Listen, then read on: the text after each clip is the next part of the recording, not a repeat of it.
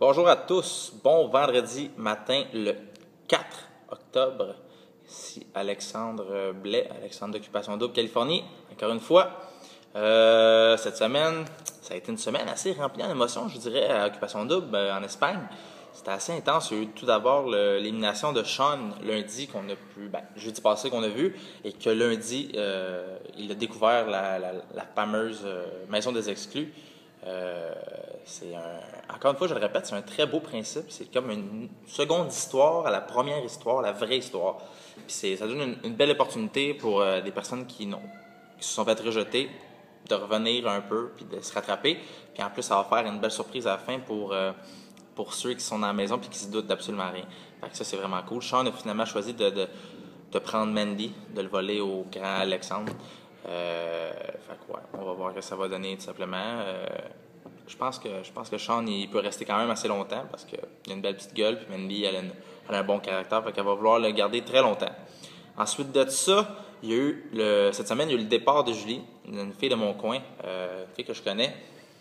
Elle est partie. J'avais entendu parler avant qu'elle parte, qu'elle voyait un gars qui se fréquentait et tout, puis que finalement, elle avait décidé de.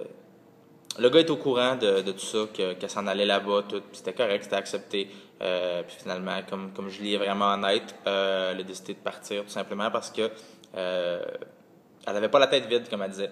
Donc, c'est très, très, très bon de sa part de faire ça comme ça. C'est super. Alors, elle a décidé de partir. C'est dommage parce que pas mal, beaucoup de personnes, via les médias sociaux, l'aimaient beaucoup. Donc, too bad, mais bon. Elle est honnête avec elle-même, donc c'est parfait. Ensuite, on peut voir que cette semaine, il y a eu beaucoup, beaucoup, beaucoup de tensions chez les filles, surtout entre Camille et Cynthia. Mettons qu'il y a comme deux clans qui se sont formés, Camille et Anne-Sophie, Marie-France et Vanessa. De l'autre côté, il y a Cynthia et Joyce. Mettons que ça commence à chambarder. Contrairement aux gars qui, comme d'habitude, c'est le parfait bonheur, tout le monde s'entend bien, tout le monde rit, tout le monde...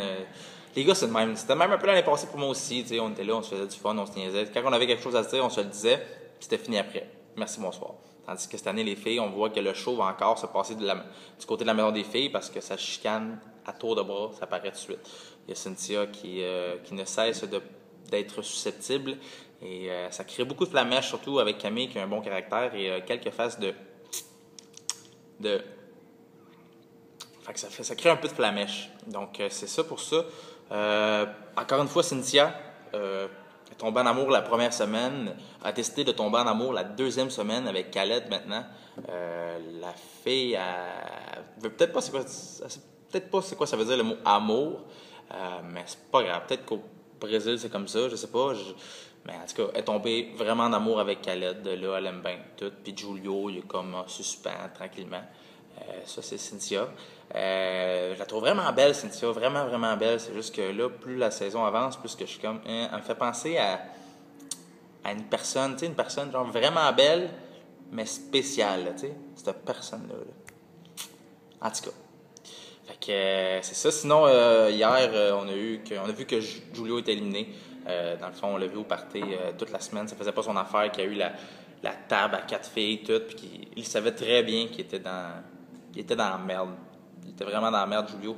Puis tu le voyais pendant le party. Toute la semaine, toutes les émissions, on voyait qu'il essayait de se rattraper, il essayait d'aller parler avec les autres, puis creuser un peu, puis tu sais, t'as vraiment de beaux yeux, toi. Il était tout le temps assis sa grosse cruisait Joyce, cruisait Anne-Sophie, tu sais. À un moment donné, t'as de la misère à suivre le bout, puis tu le voyais qu'il patinait pas mal pour essayer de s'en sauver. Finalement, Camille, trop une tête forte, d'après moi. Tout le monde l'écoute, ça paraît tout de suite. Elle me fait penser un peu à Hubert l'année passée. Hubert disait quelque chose, et puis le monde l'écoutait, c'était comme ça un peu. C'était quand même une tête forte, Hubert l'année passée. Mais Camille, cette année, c'est vraiment de loin elle qui prend les décisions, puis que c'est la grande leader du côté de la maison des filles, facilement. Puis ça choque un peu Cynthia, ça paraît, parce qu'il y a beaucoup de flamèches entre les deux. Donc, Julia est éliminée, et il s'est rendu compte à la fin qu'il y avait une surprise, Sébastien Benoît qui était là pour lui montrer qu'il y avait la maison des exclus. Et puis c'est ça. Sinon, c'est pas mal ça, mais grosse mention honorable à Sébastien Benoît, puis son suit au souper des filles.